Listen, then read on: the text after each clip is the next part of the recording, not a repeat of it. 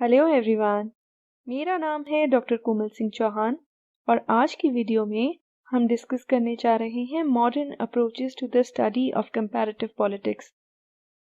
और इस टॉपिक में जो पहली अप्रोच आज हम डिस्कस करेंगे वो है सोशियोलॉजिकल अप्रोच, जिसे हिंदी में कहते हैं समाजशास्त्रीय उपागम।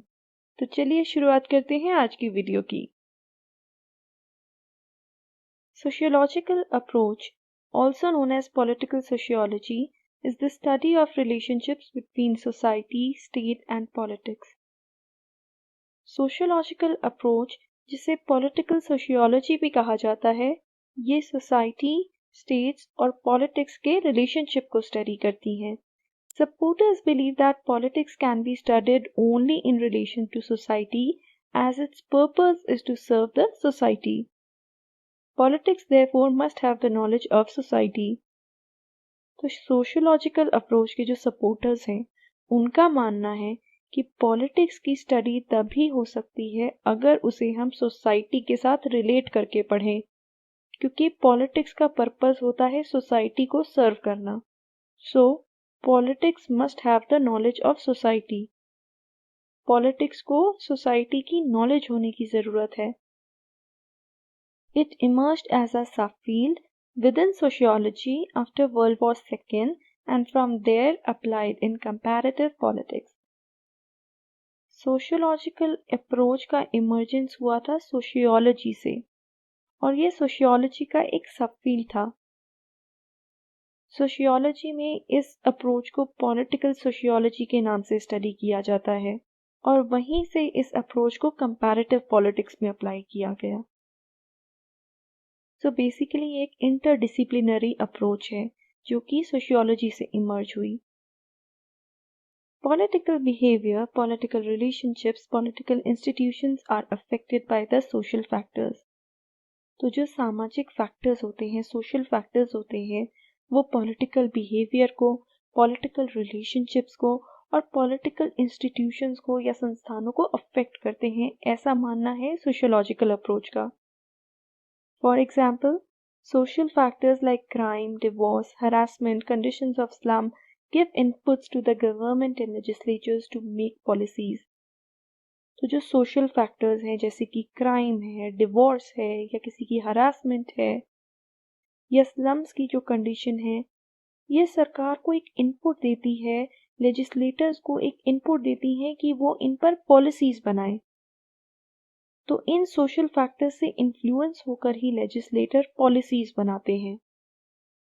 सो this is how social factors influence the politics. इस अप्रोच के सपोर्टर्स हैं MacIver, David Easton, Max Weber, Talcott Parsons and Robert Merton. Now let's understand the difference between the terms sociology of politics and political sociology. इन दोनों terms को लेकर अक्सर confusion रहता है कि क्या ये सेम है या ये एक दूसरे से डिफरेंट है। So let's try to understand the difference between the two. सबसे पहले आता है सोशियोलॉजी ऑफ पॉलिटिक्स। इसमें स्टडी किया जाता है how social factors affect the politics, कि जो सामाजिक फैक्टर्स हैं वो कैसे पॉलिटिक्स को अफेक्ट करते हैं। तो सोशियोलॉजी ऑफ पॉलिटिक्स में सोशल फैक्टर्स जो हैं they become the primary actors. Social factors primary होते हैं और पॉलिटिक्स जो है वो सेकेंडरी होती है। whereas पॉलिटिकल सोशियोलॉजी में वी स्टडी हाउ स्टेट और politics affect the society as well as how society affects the state. तो इसमें स्टडी किया जाता है कि स्टेट कैसे अफेक्ट करती है सोसाइटी को और सोसाइटी कैसे अफेक्ट करती है स्टेट को। तो पॉलिटिक्स इसमें प्राइमरी एक्टर है instead of the state. So political sociology is more comprehensive. It studies interdependence between politics and society.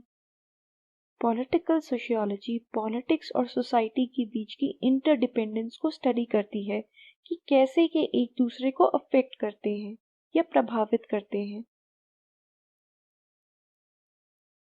अब समझ लेते हैं theme of sociological approach, which means कि sociological approach में क्या-क्या matters आते हैं। It includes study of human behavior, including the political behavior, group behavior, and the attitude of groups, culture, and society. तो इसमें ह्यूमन बिहेवियर की study आती है, which includes the political behaviour, कि कैसे ह्यूमंस पॉलिटिक्स को इन्फ्लुएंस करते हैं, and what are their views and beliefs regarding the political system, as well as group behaviour की भी स्टडी आती है, जिसमें attitude of group, culture and society भी इंक्लूडेड होता है. So what is political culture? It is an important theme of sociological approach, and political culture composes the attitudes, beliefs, emotions, and values that people or society have towards the political system and its political issues. तो political culture होता है एक इंसान का अपने political system के प्रति क्या रवैया है, क्या attitude है, क्या belief है, क्या उनके emotions हैं या क्या उनकी values हैं, वो अपने पॉलिटिकल सिस्टम के बारे में क्या सोचते हैं, और जो पॉलिटिक्स से रिलेटेड इश्यूज हैं उनके बारे में लोग क्या सोचते हैं, ये सब आता है पॉलिटिकल कल्चर में. This comes under the theme of sociological approach. Next theme is society. Society is another important theme of this approach and various aspects of society are analysed. तो सोसाइटी के अलग अलग एस्पेक्ट्स को analyse किया जाता है sociological approach में, which is obvious क्योंकि ये अप्रोच ही सोशियोलॉजिकल है. उनमें से एक एस्पेक्ट है द इंस्टीट्यूशंस.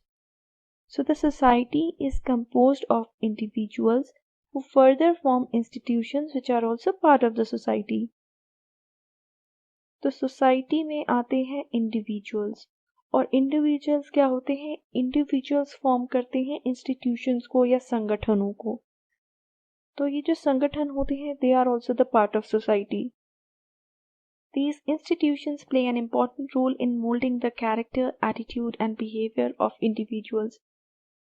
ये institutions एक important role play करते हैं individuals का जो रवैया है, attitude है, behavior है towards their political system, उसको influence करने में. तो जो main institutions इसमें आते हैं वो है legislature, executive and judiciary. उसके बाद आते हैं groups. Individuals form not only the society but also groups based on a network of social relationships or interest. तो individuals जो है सोसाइटी में वो ग्रुप्स भी फॉर्म करते हैं. वो ग्रुप्स किसी भी बेसिस पर फॉर्म कर सकते हैं. उस ग्रुप का आधार हो सकता है कॉमन इंटरेस्ट होना या सोशल रिलेशनशिप्स होना. तो इन ग्रुप्स की स्टडी भी कंपैरेटिव पॉलिटिक्स में आती है. From comparative politics perspective, there are various groups formed on the basis of profession. Comparative politics के perspective से देखें तो ऐसे बहुत सारे groups हैं जो कि profession के basis पर form होते हैं. These groups are also studied in this approach. ये approach ऐसे groups की study भी करती है और इसका example है interest groups या pressure groups. तो ये जो इंटरेस्ट ग्रुप्स होते हैं, प्रेशर ग्रुप्स होते हैं, ये इन्फ्लुएंस करते हैं पॉलिटिकल इंस्टीट्यूशंस को to get their demand fulfilled. इन ग्रुप्स की स्टडी भी सोशियोलॉजिकल अप्रोच में आती है, especially when we are studying it under comparative politics. तो सोशियोलॉजिकल अप्रोच के स्कोप में या सब्जेक्ट मैटर में और क्या क्या एस्पेक्ट्स आते हैं? इसमें आता है study about the nation states, political institutions, their development and the sources of social and political change. इसमें हम नेशन स्टेट्स की स्टडी भी करते हैं, पॉलिटिकल इंस्टीट्यूशंस की स्टडी भी करते हैं, ये इंस्टीट्यूशंस कैसे डेवलप हुए इसकी भी स्टडी करते हैं, एंड कैसे सोशल एंड पॉलिटिकल चेंज आया ये भी हम स्टडी करते हैं. जिसमें आता है large scale social movements and other forms of collective action. तो सोशल मूवमेंट्स की स्टडी भी इस अप्रोच में की जाती है. और नेशन स्टेट्स की, पॉलिटिकल इंस्टीट्यूशंस की, सोशल एंड पॉलिटिकल चेंज की स्टडी को मैक्रो ओरिएंटेशन भी बोला जाता है. इसका एग्जाम्पल है how and why political institutions evolve and how they undergo significant change. कि कैसे पॉलिटिकल इंस्टीट्यूशंस इवॉल्व होते हैं और कैसे उनमें चेंजेस आते हैं. That is the example of macro orientation.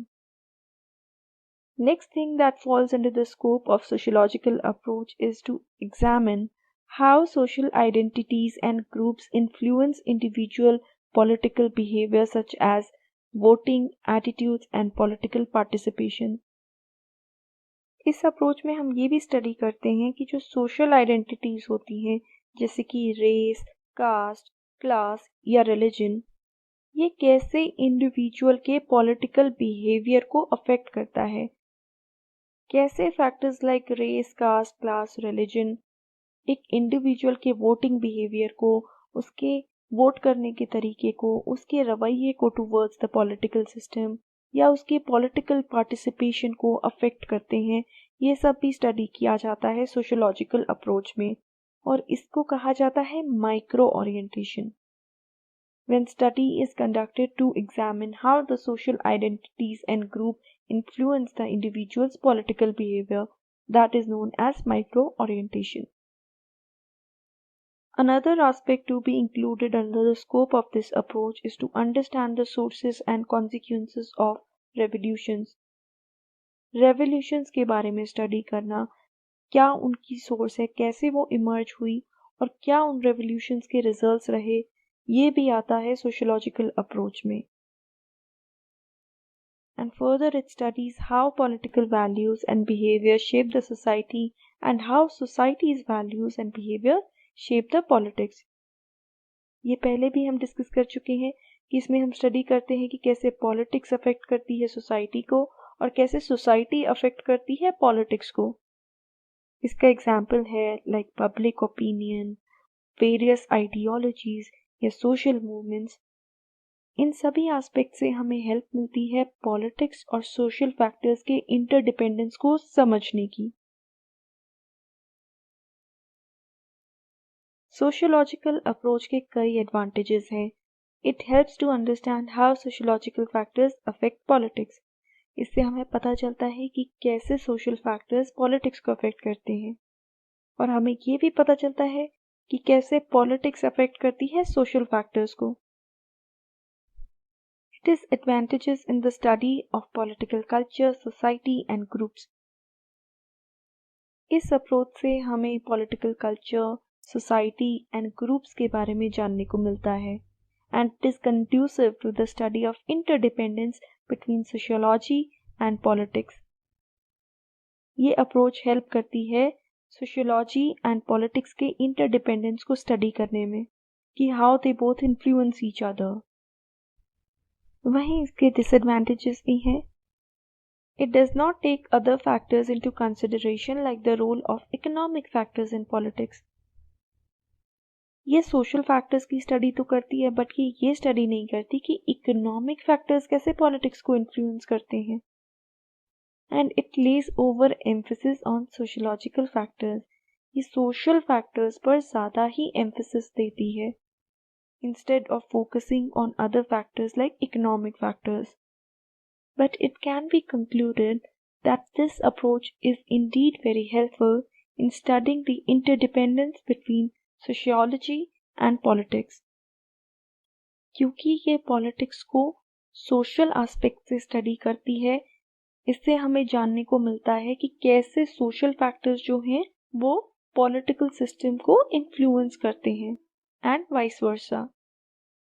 So this was the sociological approach to the study of comparative politics, जो कि हमने फर्स्ट मॉडर्न अप्रोच डिस्कस की है to the study of comparative politics. उम्मीद है ये अप्रोच आपको समझ में आई होगी। In the next video will be discussing the systems approach. तो अगर आपको मेरी वीडियो पसंद आई हो तो प्लीज़ इसे लाइक कीजिएगा, शेयर कीजिएगा और मेरे चैनल को सब्सक्राइब कीजिएगा। Thank you so much. आपका दिन शुभ हो।